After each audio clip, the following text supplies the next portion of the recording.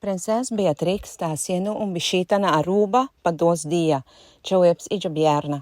E também ripa invitação de DCNA, Dutch Caribbean Nature Alliance, que está organizando un congresso de viernes na Universidade de Aruba. Durante sua visita na Aruba, ele visitou também Naphtali Henriques Park, que é speeltuin que está guardo remodelar junto com a Fundação Holandesa Jantje Beton. Jantje Beton tem uma iniciativa para direita vários speeltuin den Island de Caribe holandês para pobisa.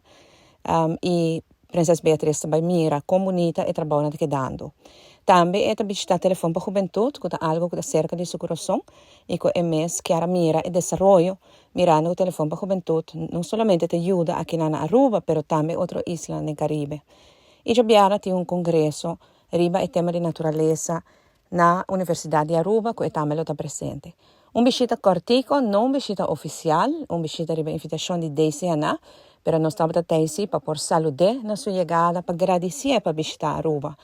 Princesa Beatrix sempre tem um lugar especial para Aruba no seu coração. E ela bisami também que está muito contento de estar aqui na Aruba e está muito interessada para mirar como Aruba está desenvolvendo depois de algum ano que não estava na Aruba mais.